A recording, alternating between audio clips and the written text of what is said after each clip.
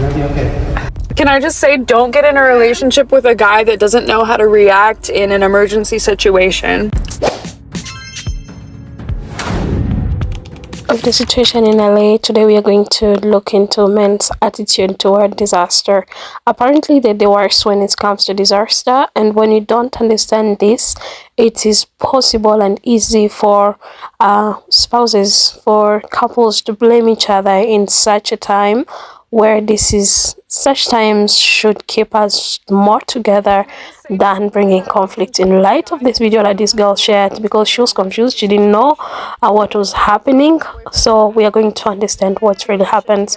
This is Comfort for Life, and I bring to you a compilation of TikTok videos for educational purposes. You're here, it's your first time, consider subscribing to the channel.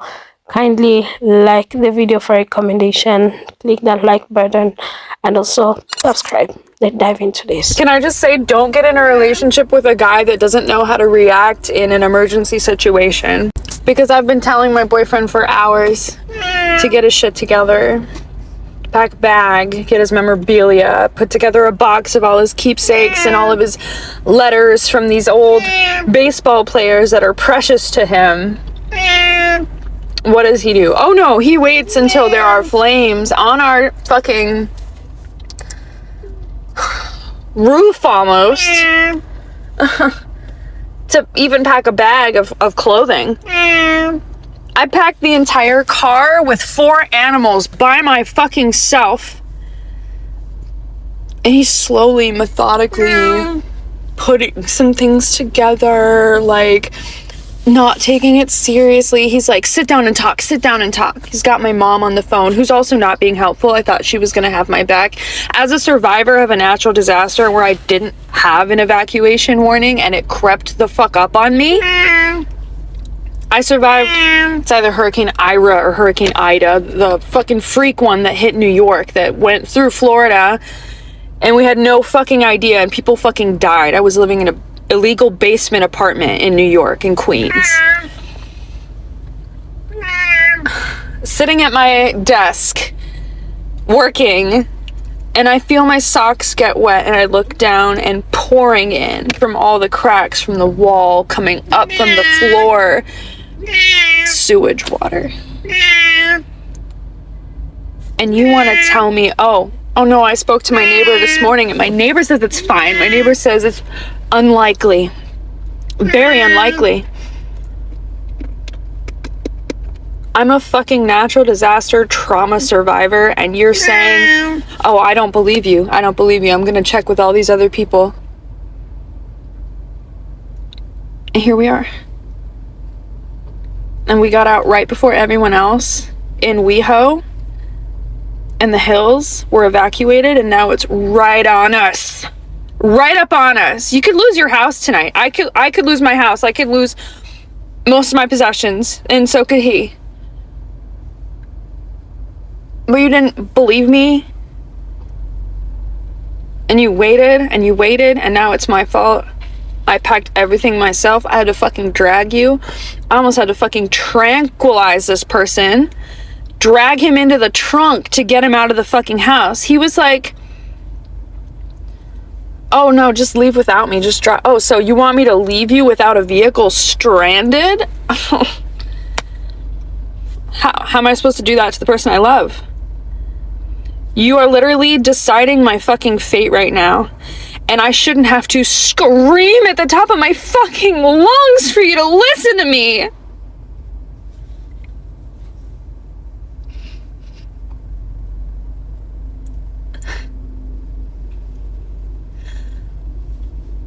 What kind of fucking love is this, dude? Like,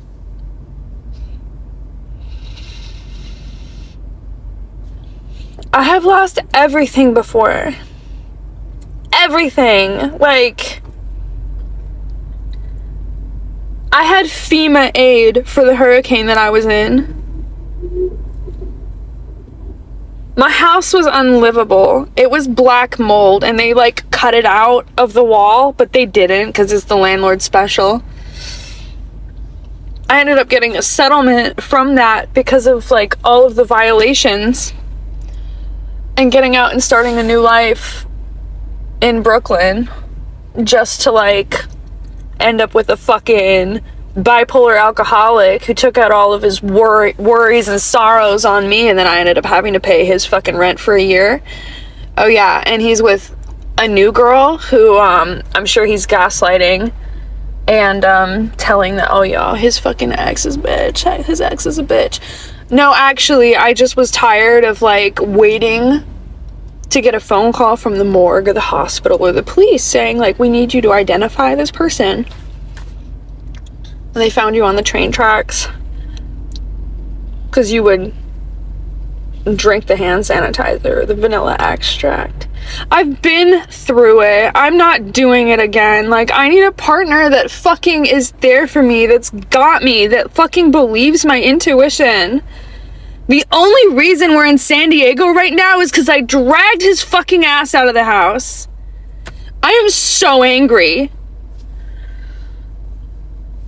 I am so angry and I am so hurt. And I don't care if he sees this.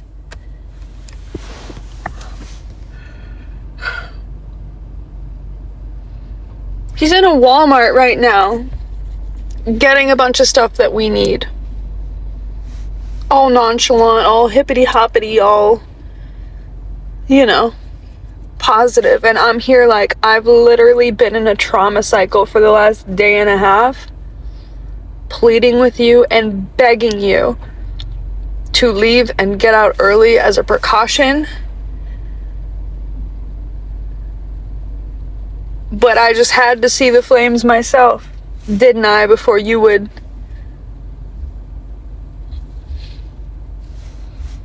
be dragged against your will out of the house. I'm so tired of people not having my fucking back, dude. I am so fucking tired of it.